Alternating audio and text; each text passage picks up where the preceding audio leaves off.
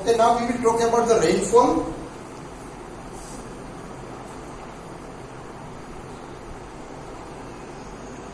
Rainfall में भी आपको वेरिएशन मिलेगा यहाँ पे. Okay, the annual rainfall varies from 1187 degree centimetre to you will get up to 25 centimeter.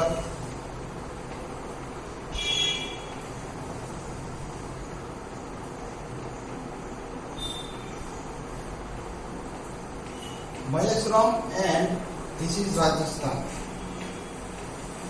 So this is the difference between the rainfall within India. एक जगह पे आप देखोगे तो 1187 चिरापुंजी हाईएस्ट रेनफॉल होता है, और एक जगह पे राजस्थान में देखोगे तो 25. इतना सारा आपको डिफरेंस भी भारत देश में आपको दिखाई देगा.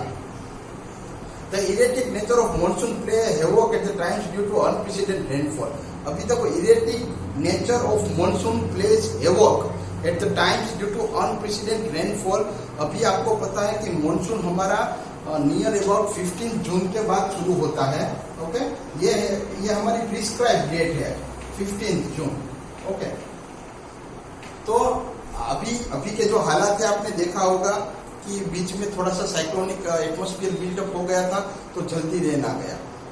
ठीक है, तो वो कोई प्रॉब्लम नहीं है. लेकिन अगर वापिस 15 दिनों के बाद हमारे फील्ड को पानी चाहिए, आफ्टर 15 डेज आपने जो भी ग्रो किया है उसको पानी चाहिए. ओके, अभी पहली बारिश में इतना पानी तो नहीं होगा कि आपकी वेल है या ट्यूबवेल है वो भर जाएंगे, तो पानी होगा नहीं. 15 दिनों के बाद बारिश नहीं होगा, तो ये हैवॉक बोलते हैं हम उसको, कि मतलब अनप्रेसिडेंटेड रेनफॉल है. हम मतलब डिसाइड नहीं कर सकते कि ओके भाई इतने दिनों के बाद पक्का बारिश होने ही वाला है, उसका कुछ तेज नहीं होता, इरेगुलर रेनफॉल होता है. तो इससे बहुत सारा प्रॉब्लम होता है, क्योंकि आप सब जानते हो कि हमारा देश है वो 70% एग्रीकल्चरल कंट्री है. 70% people are dependent on agriculture. Other industries को आप ले लो तो पूरा इकोनॉमी है, हमारा जीडीपी है. इस मोस्ट प्रोबेबली मतलब यहाँ से गुड सपोर्ट मिलता है, बहुत अच्छा वाला सपोर्ट मिलता है हमारे देश को. अगर यहाँ पे प्रॉब्लम होता है तो मतलब पूरे साल में आपको प्रॉब्लम्स दिखाई देंगे. As a result the part of India में suffer due to flood while other places में हैव सीवियर ड्राउट कंडीशन. अभी कुछ जगह पे आप देखोगे तो इतना पानी आता है, इतनी बारिश होती है कि वहां पे फ्लडिंग हो जाता है. देखो, फ्लड ज्यादा बारिश होगी तो भी तबाही है, नहीं होगा तो भी प्रॉब्लम है. तो फ्लड होगा तो बहुत सारी चीजें साथ में लेके चला जाएगा, हाउसेस को तोड़ देगा, ये एक प्रॉब्लम. जब बारिश नहीं होता है तो एग्रीकल्चर कोई भी फूड आप ग्रो नहीं कर पाओगे, और पीने का पानी का भी प्रॉब्लम हो जाएगा. तो ये दोनों इरेटिक नेचर हमने रेनफॉल के देखे हैं. ज्यादा से ज्यादा बारिश भी होता है, कम से कम भी होता है.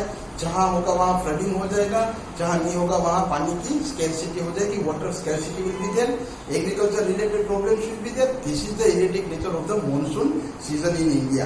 Okay, next, the two coasts of the Indian peninsula are just in the reverse position with regard to monsoon wind. The west coast gets heaviest rainfall during June by southwest monsoon wind, while eastern coast remain completely dry during summer. It gets maximum rainfall during winter. अभी अगर हम हमारे इलाकों को, हमारे places को अगर हम डिवाइड करेंगे तो जो वेस्ट साइड में है, ओके, तो वेस्टर्न कोस्ट में जो है वहां पे बहुत अच्छी बारिश होती है, हेवी रेनफॉल होता है. जून से शुरू होता है.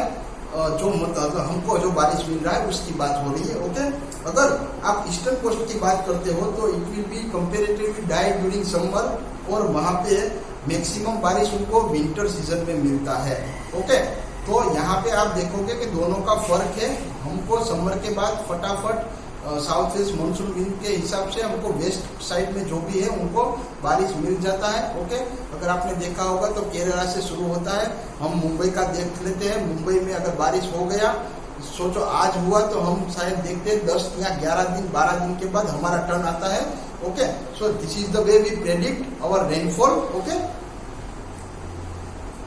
Himalaya range at higher altitude gets heavy snowfall during winter, while the places in South India even at higher altitude never experience any snowfall being near to the equator. अभी जब आप हिमालय की बात करोगे जो साउथ नॉर्थ में आया है, ओके, और आप साउथ की बात करोगे, वहाँ पे भी बड़े बड़े माउंटेन है, लेकिन वहाँ पे स्नोफॉल नहीं होता है क्योंकि south is near to the equator and Himalaya range during winter they will have the snowfall. तो ये भी आप इरेटिव नेचर देख लो। देखो ये सब पॉइंट है वो आपके कॉन्ट्रास्ट थिंग आपको वेरिएशन बता रहे हैं, टेम्परेचर का वेरिएशन, आपको रेनफॉल का वेरिएशन। ओके, ये सब चीजें हम देख रहे हैं। फैक्टर अफेक्टिंग द टेम्परेचर, अभी ऐसी कौन सी चीजें हैं जो हमारे टेम्परेचर को अफेक्ट करती है, तो ये आपने 9th में भी पढ़ा था। ओके, पहला वाला है आपका लोकेशन, सेकेंड है influence of Himalaya, third is altitude and fourth one distance from the sea, the last one western disturbance and tropical cyclone. ये सब पॉइंट हम डिस्कस नहीं करेंगे, थोड़े 2 पॉइंट करके बाद में मैं ओवर कर दूंगा यहाँ पे। फर्स्ट वन लोकेशन, आप कहाँ पे हो, आप कहाँ पे रहते हो, डेट डिसाइड्स कि आपका टेम्परेचर वहां का कैसा होगा। Okay, latitude wise the tropic of cancer divides India into temperate and subtropical north और ट्रॉपिकल साउथ। देखो ट्रॉपिकल नॉर्थ, ट्रॉपिकल साउथ याद रख लो, 2 पार्ट में डिवाइड करते हैं हम। तो northern part of India is occupied by high mountain. अभी नॉर्थ में हिमालय है हमारा, बड़े बड़े हमारे माउंटेन रेंज है। हिमालय के रेंज आपको पता है, रेंज का मतलब तो आपको शायद पता ही होगा सबको कि इस तरह से सोचो, ऐसे ऐसे करके ऐसे रेंज होते हैं, this is called the range. Okay, तो नॉर्थ में हमारे हिमालय रेंज है, ठीक है। The place situated north of tropic of cancer experience extreme and continental type of climate. The southern peninsula enclosed on 3 side by Arabian sea, Indian sea and bay of Bengal experience moderate climate with coastal region experience equable climate. Temperature is generally increase from north to south.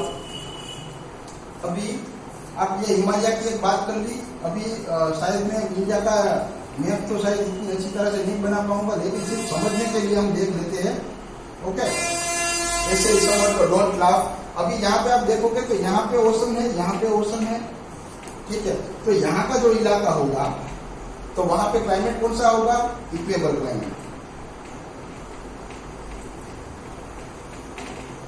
Maritime climate you can say. ये जो places है वहां पे maritime climate पाया जाएगा। Okay, influence of the Himalaya, Himalaya की हमने आगे भी बात की, थोड़ा और देख लेते हैं। तो पहला पॉइंट है आपका कि जो बिटर कोल्ड वेव साइबेरिया से आती है, ओके, इंडियन सबकॉन्टिनेंट में, तो हिमालय उसको रोक देगा, तो मतलब ठंडी हवा नहीं आएगी, फर्स्ट वाला point. Second point, the Himalaya will intercept the rain-bearing south-west monsoon wind, forcing them to shed their moisture, resulting heavy rainfall in the northeast and Indo-Gangetic plain। अभी आप देखोगे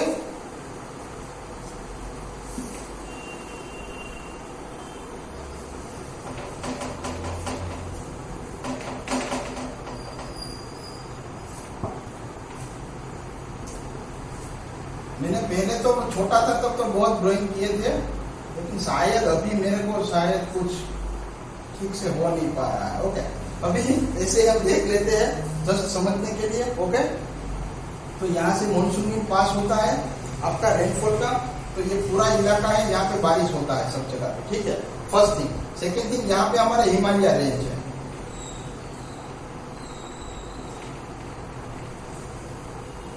वीडियो देखने के बाद कोई हंसेगा नहीं, ये हमारा इंडिया का मैप ओरिजिनल नहीं है, ऐसे ही सलीम सर ने बनाया है, मुझे जरा भी ड्राइंग नहीं आता है।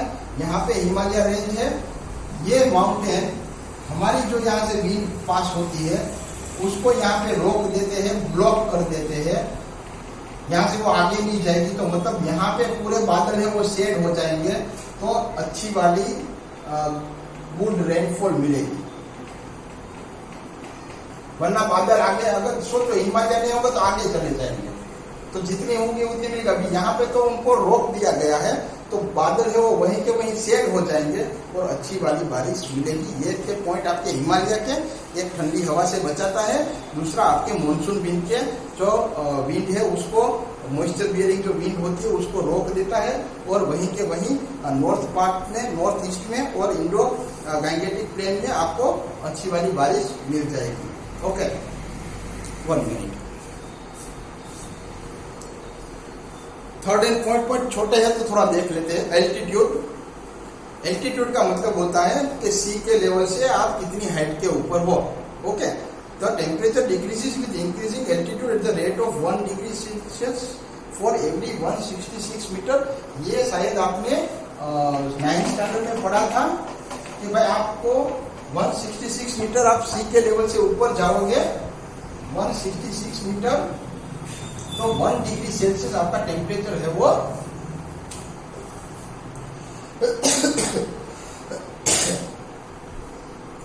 डिक्रीज होता जाएगा।